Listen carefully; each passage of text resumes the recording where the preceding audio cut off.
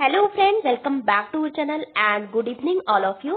सो आज की इस वीडियो में हम वेस्टर्न पॉलिटिकल थिंकर यानी पाश्चात्य राजनीतिक विचारकों में से एक महत्वपूर्ण विचारक जिनका नाम है आपका हीगल, तो जानेंगे हीगल के बारे में कुछ इम्पोर्टेंट चीजें, उनके कुछ आइडिया के बारे में। तो उन्होंने कुछ कुछ कोट्स दिए उनके बारे में। तो शुरू करते हैं हीगल के बारे में जानना। तो ये आपका इंट्रोडक्शन है हीगल का। तो सबसे पहले हम शुरू करते हैं आपका हीगल का इंट्रोडक्शन से। तो हीगल आपके किन विचारकों में आते हैं? तीन टाइप के आपने विचारक पढ़े होंगे, जैसे कि हम एनिशियन टाइम पीरियड में पढ़ते हैं, जो आपका ग्रीक का एनिशियन टाइम पीरियड था यानी प्राचीन काल में। तो वहां पे नाम आता है किसका? प्लेटो हो गए, एरिस्टोटल हो गए, इसके बाद बहुत सारे सुकरात हो गए। सुकरात, प्लेटो, एरिस्टोटल ये सब प्राचीन ग्रीक में आती है, जिसको आप एनिशियन टाइम पीरियड कहते हैं। उसके बाद आता है आपका मध्यकाल, जहाँ पे आपने पढ़ा होगा एक्विनास के बारे में और जो ऑगस्टाइन है उनके बारे में। फिर आपने पढ़ा होगा पुनर्जागरण के बाद उससे पहले मध्यकाल, जो जिसको आप अंधकार काल के नाम से भी जानते हैं यानी डार्क एज के नाम से जानते हैं, जहाँ पे आपका पूरा जो शासन है, पूरा जो समाज है वो आपका राज्य के अकॉर्डिंग चलता था, धर्म के अनुसार चलता था, धर्म के अनुसार पूरी राष्ट्र व्यवस्था आपकी चलती थी, पूरी थियोक्रेसी वहां पे चलती थी।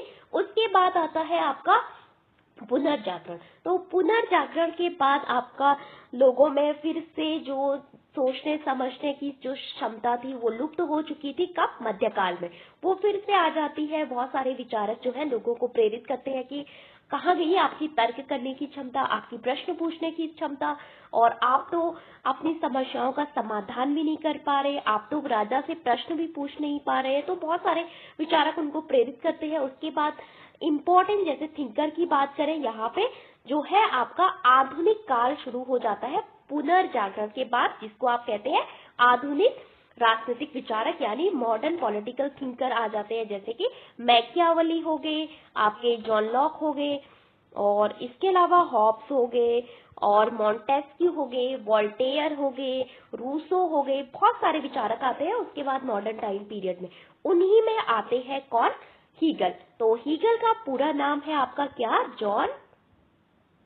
George Wilhelm Friedrich Hegel. तो इनका टाइम पीरियड आपका माना जाता है 77 यानी 1777 से आपका 1831 तक। और ये आपका कहाँ से बिलोंग करते थे? ये जर्मनी से बिलोंग करते थे। इस कारण से आपका जर्मनी में इनका महत्वपूर्ण स्थान रहा। जितने भी जर्मनी का जो दर्शन है, वहां पे जो भी दर्शन डेवलप हुआ है उसमें हीगल का महत्वपूर्ण योगदान रहा। तो जर्मनी में जर्मन आदर्शवाद के जनक के तौर पे आपका हीगल को जाना जाता है। इसके अलावा जब हम बात करते हैं आधुनिक राजनीतिक विचारक में, तो वहां पे तर्क करने की जो क्षमता है वो आपका, तो वो तर्क के बारे में बात करते हैं, लोगों को बोलते हैं आप तर्क कीजिए। और फिर आता है जो प्राचीन काल है, जहाँ पे प्लेटो का जो टाइम पीरियड था वो आपका आइडियलिज्म यानी आदर्शवाद। तो हीगल में हम दोनों का कॉम्बिनेशन यानी दोनों का जो मिश्रण है वो आपका देख सकते हैं। तो ये आपका किसमें देखने को मिलता है? हीगल में, जो कि तर्क की बातें भी करते हैं और आदर्शवाद की बातें भी करते हैं। तो जैसे कि इनका आइडिया है कि राज्य जो है इस धरती पे, इस धरा पे भगवान का रूप है। राजा ही मतलब राज्य को काफी ऊपर मानते हैं वो। तो जानेंगे इस बारे में। तो सबसे पहले हीगल जो है कहाँ से बिलोंग करते थे? आपका जर्मनी से बिलोंग करते थे, और इस कारण से उनको जर्मन आदर्शवाद के जनक के तौर पे जाना जाता है। और वो सिर्फ एक विचारक नहीं थे जिन्होंने कि केवल राज्य का आइडिया दिया, केवल राज्य का सिद्धांत दिया, बल्कि वो एक फिलोसफर भी थे, एक दार्शनिक भी थे। आपको पता होगा कि दार्शनिक के पास, जो फिलोसफर होता है, उनके पास एक विजन होता है, उनका एक दर्शन होता है, वो इमेजिनेशन और बहुत सारी चीजें करते हैं। सोशल सिस्टम के बारे में उनके पास अपना दर्शन होता है, आपका बहुत सारे चीजें होती है, तो वो केवल एक क्या नहीं थे, विचारक नहीं थे। तो 19वीं सदी के महानतम विचारकों में से हीगल को माना जाता है। फिर आता है, इनको राज्यवादी दार्शनिक के तौर पे भी जाना जाता है, क्योंकि इन्होंने स्टेट पे काफी फोकस किया, राज्य पे काफी फोकस किया, यहाँ तक बोला कि राज्य इस धरती पे भगवान का पर्याय है, भगवान का रूप है। तो इन्होंने हमेशा राज्य को आपका जो सिटीजन होते हैं, जो नागरिक होते हैं, उनसे आगे रखा, बोला कि राज्य सर्वोपरि है, राज्य सब कुछ है, उसके बाद आएंगे उस देश में रहने वाले सिटीजन जो नागरिक है वो। फिर ये आपका एब्सोल्यूट आइडियलिज्म, जो आपका निरंकुश आदर्शवाद होता है, उस पर काफी बल देते हैं। तो निरंकुश आदर्शवाद पे इन्होंने आपका काफी बल दिया था, किसने, हीगल ने। फिर जानते हैं कुछ और चीजें। तो त्रिक, यहाँ पे एक इम्पोर्टेंट चीज आती है। तो त्रिक आपका क्या होता है, तो अकॉर्डिंग टू हीगल, जब हम हीगल की बात करते हैं तो त्रिक आपने सुना होगा, जैसे थीसिस, आपके पास आए एक वाद, ओके, जानेंगे इसके बारे में विस्तार से। फिर आपका आता है एंटीथीसिस, जिसको आप बोलते हैं प्रतिपक्ष, ओके, एंटीथीसिस। फिर आता है आपका सिंथेसिस। तो इन्हीं तीनों को आपका त्रिक के नाम से आपका जाना गया। तो आगे जानेंगे इसके बारे में। तो हीगल को 20वीं शताब्दी के में इस प्रसिद्ध त्रिक के वास्तविक प्रवर्तक के रूप में आपका देखा जाता है। उनका मानना था कि मानव ज्ञान और ऐतिहासिक विकास इसी त्रिस्तरीय प्रक्रिया के माध्यम से आपका आगे बढ़ता है। तो जब हम बात करते हैं किसकी, त्रिक की, तो त्रिक की जब हम बात करते हैं तो त्रिक में आपके पास सबसे पहले आता है कि आपके पास एक विचार है। तो आपके मन में क्या आया, एक आइडिया आया, एक विचार आया। फिर क्या हुआ, उस विचार के प्रतिकूल आपका कोई दूसरा विचार आया, तो उसको कहेंगे आप क्या, एंटीथीसिस। पहले तो आपके पास थीसिस के रूप में क्या आता है, एक थॉट आता है आपके दिमाग में। फिर इसी थॉट के प्रतिकूल जो विचार आता है, इसके विरुद्ध जो विचार आता है, यानी इसके प्रतिपक्ष में आया, वो इसके विरुद्ध में आया, उसको कहेंगे एंटीथीसिस, यानी प्रतिपक्ष। फिर इन दोनों में आपका कॉन्ट्राडिक्शन हुआ, इन दोनों में विरोधाभास हुआ। फिर उससे आपका एक नया आइडिया उत्पन्न हुआ, नया विचार बना, जिसका नाम है आपका क्या, सिंथेसिस। तो सिंथेसिस आपका कैसे बनता है, जब थीसिस और वाद और प्रतिपक्ष, जिसको आप एंटीथीसिस कहते हैं, उसमें क्या होता है, कॉन्ट्राडिक्शन होता है, उससे आपका एक नया विचार बनता है, जिसको आप एब्सोल्यूट आइडिया कहते हैं। फिर आपका ऐसे ही चलता रहता है, फिर एक विचार आया, जो सिंथेसिस है उसके विरुद्ध एक विचार आया, फिर उसके विरुद्ध आपका प्रतिकूल में एक विचार और आया, फिर एब्सोल्यूट आइडियाज बना। तो ऐसे ऐसे द्वंद्व के जरिए, विचार विमर्श के जरिए, आपका विरोधाभासों के जरिए विचार की एक नई पद्धति आपकी विकसित होती है। तो इसको इन्होंने त्रिक के नाम से आपका जाना। फिर जानते हैं इनका जो विचार, यानी जो आइडिया का इनका हीगल का विचार है, वो सेम आपका प्लेटो से काफी इंस्पायर्ड है, प्लेटो से काफी प्रभावित है, सेम आपका प्लेटो की तरह है। तो इन्होंने भी वही माना कि इस दुनिया में आपका सब कुछ खत्म हो सकता है, सब कुछ नष्ट हो सकता है। जो भौतिकवादी वस्तुएं है, क्या होता है, जो भौतिक चीज, जो मटेरियल चीज है, उसमें क्या होता है, आपका निरंतर परिवर्तनशील है, वो आपका बदलती रहती है। जैसे कि कुर्सी है, पहले कुर्सी आपके ऐसे होती थी, फिर आज ऐसी कुर्सी आपकी बन गई। तो मटेरियल चीजों में आपका क्या होता है, निरंतर परिवर्तनशील होती रहती है, उसमें निरंतर परिवर्तन होता रहता है। और विचार जो है आपका परमानेंट है, आपका जो आइडिया है आपका स्थायी है, आपका विचार कभी नहीं मर सकता है, भले ही जो मटेरियल चीजें हैं वो आपकी क्यों खत्म हो गई हो। तो इसको हम डिटेल्स में समझेंगे। तो प्लेटो के बाद हीगल आदर्शवाद के प्रमुख प्रतिपादक रहे हैं भौतिक जगत बनाम विचार। तो मटेरियल जो दुनिया है, जो भौतिक जगत है, और जो आइडिया है, उसमें क्या अंतर है। तो दुनिया की प्रत्येक वस्तु का सही ज्ञान वस्तु के भौतिक रूप से नहीं, बल्कि उस वस्तु के विचार से प्राप्त होता है। तो समझ लेते हैं, जैसे कि आपके पास है एक पेन, जब हम अपने पुराने जमाने में जाते हैं तो वहां पे हम कलम से लिखते थे। तो कलम इम्पोर्टेंट नहीं है आपका, ये आपका मटेरियल है, लेकिन इसके पीछे का जो विचार है, इसको बनाने का जो विचार है, वो आपका इम्पोर्टेंट है। तो इसके पीछे क्या आइडिया था, क्यों डेवलप किया गया, लिखने के लिए, इसका काम क्या था, लिखने के लिए। तो आज जैसे पेन के कई रूप आ गए, आपका डॉट पेन, बॉल पेन, बहुत सारी पेन आ गई। तो वो एक ही काम करती है, क्या करती है, लिखती है। तो उसके पीछे का आइडिया क्या था, आपका लिखना। तो भले ही उसके कितने ही वर्जन आ जाए, कितने ही रूप आ जाए, लेकिन उसका काम एक ही है, आपका लिखना। तो आपका मटेरियल चीजें आपकी इम्पोर्टेंट नहीं है, लेकिन उसके पीछे का जो विचार है, उसके पीछे का जो आइडिया है, वो आपका सबसे इम्पोर्टेंट है। एक और उदाहरण समझते हैं। सपोज पुराने जमाने में आपने सुना होगा फोन। तो पुराने जमाने में जब हम बात करते हैं टेलीफोन के की और बहुत लैंडलाइन फोन की, इस तरह से जो फोन होते थे, आज आप फोन देखते हैं तो बहुत सारे वर्जन आ गए। कभी कौन सा वर्जन लॉन्च हो रहा है, कभी कौन सा वर्जन आपका आ रहा है। तो फोन का एक ही काम है, क्या, कम्युनिकेशन करना, यानी संचार करना, एक दूसरे से विचार, मतलब आइडिया को शेयर करना, एक दूसरे से बातें करना। तो फोन के भले ही कितने वर्जन आ जाए, मैटर के रूप में जब हम भौतिक चीज की बात करते हैं तो उसके कितने ही वर्जन आ जाए, ये आपका इम्पोर्टेंट नहीं है, लेकिन फोन के पीछे का जो आइडिया है, उसको बनाने का जो विचार था, वो आपका इम्पोर्टेंट है, वो आपका परमानेंट है। तो इससे हीगल कहते हैं कि प्रत्येक वस्तु का सही ज्ञान उसके भौतिक रूप से नहीं, मैटर में तो बहुत सारी चीजें आती है, लेकिन उसके पीछे का आइडिया क्या था, उसके पीछे क्या सोच के आपका ये बनाया गया था, क्या सोच के वो डेवलप किया गया था, वो आपका इम्पोर्टेंट है।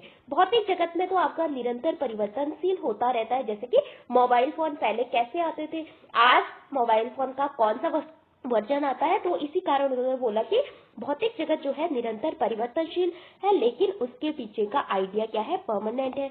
भौतिक जगत केवल विचार की ही आपकी क्या है, अभिव्यक्ति है।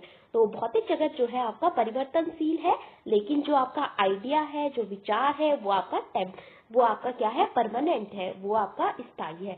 तो किसी भी वस्तु इम्पोर्टेंट नहीं है, किसी भी वस्तु का जो भौतिक जो विचार है वो आपका इम्पोर्टेंट नहीं है, लेकिन भौतिक मतलब इम्पोर्टेंट नहीं है, लेकिन उसको बनाने का जो तरीका था, उसके पीछे का जो विचार था, वो आपका इम्पोर्टेंट है। इस तरह से हीगल ने इसको समझाया है, बोला है कि भौतिक जगत आपका क्या है, परिवर्तनशील दुनिया है। तो इसके बारे में बात करते हैं। तो फिर कुछ और चीजें, तो उनकी जो डायलेक्टिज्म की जो पद्धति है, यानी जो द्वंद्वात्मक की पद्धति है, तो हीगल ने इसको ग्रहण किया था कहाँ से, आपका सुकरात से। तो द्वंद्वात्मक यानी विचारों में क्या होना, द्वंद्व होना, कॉन्ट्राडिक्शन होना, विचार विमर्श होना, फिर आपका विरोधाभास होना, जिससे कि एक नई पद्धति आपकी डेवलप हो जाए। तो डायलेक्टिज्म जो कि हीगल ने कहाँ से लिया, आपका सुकरात से लिया। तो वहां पे विचारों में द्वंद्व होना, विचारों में विरोधाभास होना, पहले थीसिस आना, फिर एंटीथीसिस आना, फिर आपका सिंथेसिस बनना, इसी तरह से आपका द्वंद्व चलता रहता है विचारों में। तो वो आपका एक सुकराती पद्धति के रूप में उसको जाना जाता है, द्वंद्वात्मक पद्धति। तो ये आपका काफी इम्पोर्टेंट है। तो ये आपका सत्य तक पहुंचने का एक मार्ग है, मतलब विचारों में द्वंद्व होना और विचार विमर्श होना और विरोधाभास होना, उसी के थ्रू हम एक अच्छे आइडिया तक, एक सत्य तक, तर्क तक, स्पष्टता तक आपका पहुंच सकते हैं। किसके थ्रू, द्वंद्वात्मक पद्धति के द्वारा। तो ऐसे ही इन्होंने समझाया कि पहले एक विचार आया, फिर उस विचार के प्रतिपक्ष में आपका दूसरा विचार आया, फिर दोनों में कॉन्ट्राडिक्शन हुआ, फिर आपका नया विचार आया। इसी तरह से हम उस सत्य तक, उस वास्तविक सत्य तक, उस तर्क तक आपका पहुंच सकते हैं। इस तरह से जो हीगल है आपका उदाहरण देते हैं, तब हम एक एब्सोल्यूट आइडिया तक आपका पहुंच सकते हैं, जिसको उन्होंने बोला कि निरपेक्ष विचार। तो ये आपका द्वंद्वात्मक पद्धति से ही मतलब रिलेटेड है। विचारों में विचार विमर्श होना, विचारों में द्वंद्व होना, कॉन्ट्राडिक्शन होना, बार बार एक विचार के विरुद्ध दूसरा विचार आना, फिर आपको यहाँ तक एब्सोल्यूट आइडिया तक पहुंचना है। एब्सोल्यूट जो आइडिया है, निरपेक्ष विचार है, वहां तक आपको जाना है। ओके, तो ये आपका काफी इंपॉर्टेंट है, थीसिस, सिंथेसिस, एंटीथीसिस। तो ये आपका पहले जो मूल विचार है उसको क्या बोलेंगे आप, थीसिस। तो मूल विचार के विरुद्ध जो दूसरा विचार आया उसको क्या बोलेंगे आप, एंटीथीसिस, यानी प्रतिकूल विचारक। तो अगर इन दोनों में आपका द्वंद्व हुआ, थीसिस और एंटीथीसिस में आपका क्या हुआ, बाद में द्वंद्व हुआ, बाद में इन दोनों में विचार विमर्श हुआ, बाद में इन आइडिया में कॉन्ट्राडिक्ट हुआ आपका, फिर आपका एक नया विचार आया जिसको आप सिंथेसिस कहते हैं। तो ऐसे ही ये आपकी प्रक्रिया जो है चलती रहती है। जैसे सिंथेसिस आया लास्ट में, सिंथेसिस के विरुद्ध और एक थीसिस आया, इस तरह से लगभग आपका ये चलता रहता है। तो द्वंद्वात्मक आदर्शवाद हीगल इसको कहते हैं। तो द्वंद्वात्मक आदर्शवाद हीगल का है ये। तो पूछा जाता है कि द्वंद्वात्मक आदर्शवाद यानी डायलेक्टिक का जो आइडियलिज्म है वो किसका है, हीगल का है। तो बोलते हैं कि प्रत्येक विचार एक पक्ष है, उसके प्रतिकूल जब दूसरा विचार आता है उसको आप प्रतिपक्ष कहते हैं।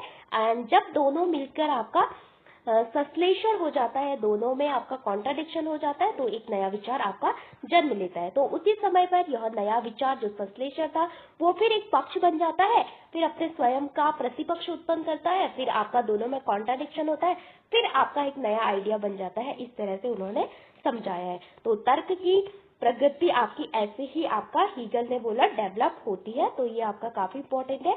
तो इन्होंने इसका उदाहरण दिया जैसे कि परिवार जो है आपका थीसिस। तो इसमें आपका परिवार से हमने सार्वजनिक समाज बनाया, तो ये आपका एंटीथीसिस। फिर आपका राज्य बना, ये आपका क्या है, स्टेट है। तो परिवार से मिलके आपका क्या बना, सिविल सोसाइटी बनी, सिविल सोसाइटी से आपका राज्य। लोग तानाशाही के विरुद्ध एक विचार आया, फिर आपका उन दोनों में कॉन्ट्राडिक्ट हुआ, फिर आपका पहले जैसे कि तानाशाही आई, इसके प्रतिकूल विचार आया किसका, आपका डेमोक्रेसी का। तो अब इन दोनों में आपका क्या हुआ, कॉन्ट्राडिक्शन हुआ, तो आपका संवैधानिक राजतंत्र बना। तो ऐसे करके हीगल ने इसको समझाने का प्रयास किया है। तो आप इस चार्ट से आप समझ सकते हैं बेटर तरीके से, बहुत अच्छे से। तो अगले वीडियो में हम इसको डिटेल्स में पढ़ेंगे। फिर आता है विरोधाभास के कुछ नियम दिए हैं हीगल ने। तो हीगल ने तर्क दिया कि किसी घटना को द्वंद्ववाद के नियमों के अनुसार सबसे अच्छी तरह से समझा जा सकता है। तो ये हम कैसे समझ सकते हैं, जैसे कि आपको पता होगा कि जब हमारे जीवन में आपका सुख आता है तो तभी हमें पता चलता है कि आपका सुख क्या होता है। जब हम दुखी होते हैं तो तब जब इस तरह से सुख बनाम दुख, तो सुख और दुख एक दूसरे को परिभाषित करते हैं। तो एक का अस्तित्व दूसरे के बिना असंभव है। जैसे कि जिसके जीवन में आपका सुख ही सुख आएगा वो आपका दुख को कभी समझ ही नहीं सकता है, जिसके जीवन में दुख ही दुख आएगा वो उसको पता ही नहीं होता कि सुख क्या होता है। तो इस तरह से दोनों आपका आना अनिवार्य है, तभी हम समझ सकते हैं कि सुख क्या होता है, आपका दुख क्या हो सकता है इसमें। जैसे कि सर्दी गर्मी, अगर गर्मी गर्मी रहेगी तो आपको पता ही नहीं होगा ना सर्दी क्या है। तो दोनों का आना जरूरी है, तभी आपको पता चलेगा कि सर्दी क्या होती है और गर्मी क्या होती है। तो दोनों के बीच जो तनाव होता है, परिवर्तन आपका होता रहता है। ये उन्होंने कुछ उदाहरण बताए, जैसे कि अच्छाई बुराई। अगर दुनिया में सब कुछ आपका अच्छा ही अच्छा चलता रहा, सब कुछ अच्छा ही अच्छा होता रहा, तो बुराई का कहीं कोई नामो निशान नहीं है। तो आप बुराई को समझ ही नहीं सकते हैं। जब आपके जीवन में बुराई आई तो आपको पता नहीं कि ये बुराई क्या होती है। तो दोनों का आना आपका इम्पोर्टेंट है। तो इस तरह से उन्होंने समझाया, जैसे कि न्याय अन्याय को। तो ये उनके द्वारा कुछ नियम, कुछ उदाहरण के द्वारा इन्होंने इसको समझाने का आपका प्रयास किया था। फिर आता है इनकी महत्वपूर्ण रचनाएं। तो इनकी महत्वपूर्ण रचना है द फिनोमेनोलॉजी ऑफ स्पिरिट। तो यहाँ पे 1807 में इन्होंने लिखी द फिनोमेनोलॉजी ऑफ स्पिरिट। तो यहाँ पे ये समझ बोध से लेकर निरपेक्ष ज्ञान तथा चेतना के विकास की बातें करते हैं। तो ये बोलते हैं कि कैसे आपके आइडिया जनरेट होते हैं, कैसे आपके आइडिया जो है विकसित होते हैं। इस तरह से उन्होंने इस पे काफी बल दिया कि समझ बोध से लेकर यानी अंडरस्टैंडिंग के द्वारा कैसे चेतना का विकास होता है, कैसे आपका माइंड डेवलप होता है, कॉन्ट्राडिक्शन के द्वारा कैसे हमारी जो चेतना है वो आपकी जागती है, उसके बारे में बात करते हैं। समझ बोध से लेकर आपका निरपेक्ष ज्ञान तक। फिर आता है साइंस ऑफ लॉजिक। तो साइंस ऑफ लॉजिक आपका 1811 से 1916 तक इसका ईयर माना जाता है। तो ये इनका दर्शन शास्त्र का तार्किक और आध्यात्मिक मूल है, जो कि आपका 3 खंडों में प्रकाशित हुआ है। पहले 1812 में, फिर आता है 1813 में, फिर आता है आपका 1816 में। फिर महत्वपूर्ण रचनाएं जैसे कि इनसाइक्लोपीडिया और फिलोसॉफिकल साइंस। तो इनसाइक्लोपीडिया में तब बहुत सारी चीजें एक ही जगह आपकी मिलती है। जैसे इनसाइक्लोपीडिया का नाम आपने देखा होगा, जैसे बहुत सारे जानवरों के नाम है वो सब एक ही जगह मिलते हैं, एनिमल के नाम। तो उनकी संपूर्ण दार्शनिक प्रणाली का ये आपका सारांश है तो ये इनकी काफी इंपॉर्टेंट बुक है। फिर आता है element of the philosophy of right. तो ये बुक आपने बहुत बार सुनी होगी, element of the philosophy of right. तो ये राजनीतिक दर्शन से उनकी संबंधित है, तो ये आपका पॉलिटिकल साइंस से संबंधित है, इसका ईयर आपका काफी इंपॉर्टेंट है। फिर आता है lecture on philosophy of history. तो इन्होंने lecture on philosophy of history यानी जो दर्शन की जो हिस्ट्री होती है उस पर इन्होंने प्रकाशित किया था, बल दिया था। तो 1837 में उनकी मृत्यु के बाद आपका ये प्रकाशित हुई थी। तो तर्क का प्रकटीकरण, निरपेक्ष विचार, संचयी विचार, इस बारे में ये आपका काफी बल देते हैं। फिर हम समझते हैं इनकी राज्य के बारे में क्या विचार थे। तो जो तर्क संगत है वह वास्तविक है, और जो वास्तविक है वह तर्क संगत है। इस तरह से हीगल इसके आइडिया जो है हम अगले वीडियो में पढ़ेंगे। तो पहले हम देख लेते हैं राज्य पे हीगल के क्या विचार थे। तो इन्होंने बोला कि राज्य पृथ्वी पर ईश्वर का क्या है, पर्याय है, यानी the state is the mark of God on earth. तो राज्य की सर्वोच्चता पे इन्होंने काफी बल दिया। बोलते हैं कि राज्य तर्क की अभिव्यक्ति विभिन्न अवस्थाओं का प्रतिनिधित्व करते हैं, और राज्य पे काफी इन्होंने बल दिया। फिर आता है कुछ इम्पोर्टेंट चीजें। तो हीगल का राजनीतिक दर्शन। तो आज हमने केवल इंट्रोडक्शन आपका देखा था। तो जर्मन आदर्शवाद यानी जर्मन आदर्शवाद के जनक इनको माना जाता है। तो जर्मनी में जितना भी आपका दर्शन डेवलप हुआ उस पर हीगल का महत्वपूर्ण योगदान रहा। हीगल हो गए, हर्डर का नाम आपने सुना होगा, जिन्होंने नेशनलिज्म के बारे में भी बात की, और जो राष्ट्रवाद है उसको आध्यात्मिकता से आपका रिलेट किया है। तो ये आपका उसी से बिलोंग करते हैं, जर्मन आदर्शवाद से। तो उनका निरंकुश आदर्शवाद यानी एब्सोल्यूट आइडियलिज्म पे काफी बेस था, और वास्तविक तर्क संगत और मानसिक है पर विचार पर जोर देता है। तो विश्व आत्मा का विचार भी पूछा जाता है। तो ये किसका है, ये भी आपका किसका है, हीगल का है। सब कुछ मन की अभिव्यक्ति है, इस तरह से हीगल बोलते हैं। फिर डायलेक्टिज्म का हमने पढ़ा कि इन्होंने सुकरात से ये प्रक्रिया आपकी ली है, जहाँ पे विचार विमर्श करने की बात की जाती है। विचारों में कॉन्ट्राडिक्ट होके हम एक एब्सोल्यूट आइडिया यानी हम पूर्ण ज्ञान तक आपका पहुंचते हैं, हम निरपेक्ष ज्ञान तक पहुंचते हैं तर्क के माध्यम से, विचारों में लगातार कॉन्ट्राडिक्शन से। तो पहले क्या होता है, इसमें पक्ष के रूप में यानी आपका थीसिस के रूप में क्या होता है, आपके मन में एक विचार आता है। तो प्रत्येक विचार आपका थीसिस के रूप में आता है। फिर उसी विचार के विरोध में, उसके प्रतिकूल में आपका दूसरा विचार आता है, जिसको आप प्रतिपक्ष कहते हैं। फिर दोनों में लगातार संघर्ष होता है, कॉन्ट्राडिक्ट होता है, तब हम आपका एक एब्सोल्यूट आइडिया यानी एक उच्चतर और अधिक पूर्ण सत्य तक पहुंचते हैं, जिसको उन्होंने बोला सिंथेसिस की ओर ले जाता है। यह विचारों और इतिहास के विकास का मूल मंत्र है। तो इस तरह से कॉन्ट्राडिक्ट आपका लगातार होता रहता है, फिर इसके विरुद्ध दूसरा विचार है, इस तरह से।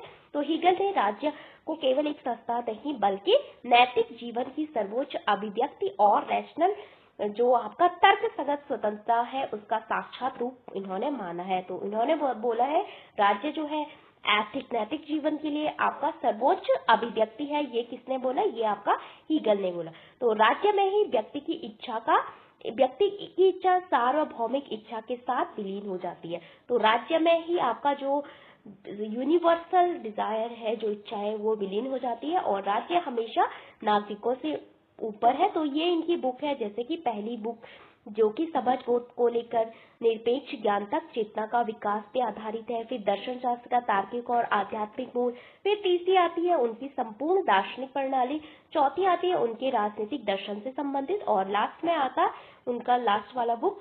फिर आता है जब इच्छाएं अपनी होती है तब इच्छा स्वतंत्र होती है, ताकि वह स्वयं निर्धारित हो सके। तो ये हीगल का फेमस कोड है, आपका कोर्स है, काफी पूछा जाता है। तो विचार आपका एब्सोल्यूट है, विचार आपका महत्वपूर्ण है, परमानेंट है। तो वस्तु का विचार स्वयं वस्तु की अपेक्षा कहीं अधिक महत्वपूर्ण है।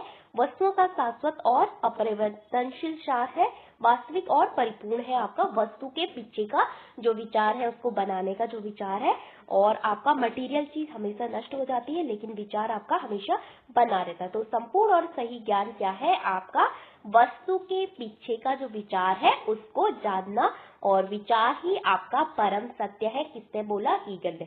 फिर आता है भौतिक जगत। तो बोलते हैं कि भौतिक जगत जो है केवल विचार की अभिव्यक्ति है, यानी विचारों की अभिव्यक्ति उसका मैनिफेस्टेशन है, और उसमें क्या होता है, निरंतर परिवर्तनशील आपका होता रहता है, वो आपका निरंतर बदलता रहता है। मोबाइल है, मोबाइल का कभी दूसरा वर्जन आता है, कभी तीसरा वर्जन आता है। पेन का कभी कुछ पेन आती है, कभी कुछ पेन आती है, कभी बॉल पेन, डॉट पेन, इस तरह से आपकी मतलब आती रहती है, उसके नए नए वर्जन आपके सामने आते रहते हैं। लेकिन उसके पीछे का विचार क्या था, लिखना, उसके पीछे का विचार क्यों डेवलप किया गया था, ये आपका इम्पोर्टेंट है।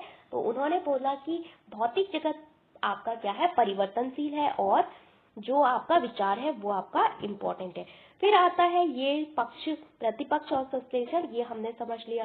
फिर आता है द्वंद्वात्मक के कुछ व्यवहारिक उदाहरण, जैसे कि उन्होंने बोला कि सुख के अभाव में आप दुख को नहीं समझ सकते हैं, गर्मी के अभाव में आप सर्दी को नहीं समझ सकते। तो जीवन में सुख और दुख एक दूसरे के पूरक है, और बारी बारी से आपके आते रहते हैं। एक सिक्के के दो पहलू है, अगर आपने एक ही पहलू को समझा तो आप दूसरे पहलू को समझ ही नहीं सकते, इसलिए दोनों का आपका एक चक्र आपका चलता रहता है। तो ये आपका काफी इंपॉर्टेंट है।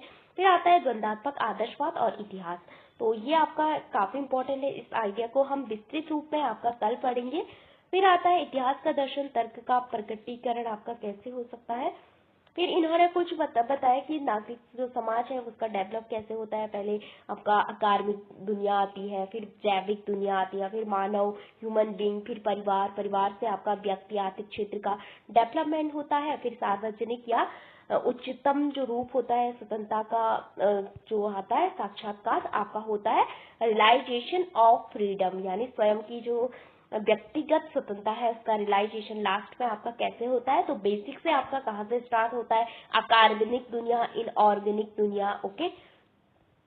फिर आता है द्वंद्वात्मक का प्रयोग। तो यहाँ पे उन्होंने ना परिवार, समाज, राज्य के बारे में इसका जो किया। पहले बोला कि परिवार आया, फिर यूनिटी का प्रतीक है, तो फिर उसके विरुद्ध आपका राज्य का विचार आता है, फिर आपका सिविल सोसाइटी, फिर आपका नागरिक समाज का विचार आता है, फिर इन दोनों के मिश्रण से आपका क्या बनता है, राज्य बनता है। फिर आता है जो तर्क। तो यहाँ पे कुछ आइडिया थे उनके। तो अगले वीडियो में हम पढ़ेंगे हीगल के जो विस्तृत आइडिया है उनके बारे में आपका डिटेल से। सो ये केवल एक इंट्रोडक्शन था हीगल से हमने क्या क्या पढ़ना है। तो thank you for watching this video.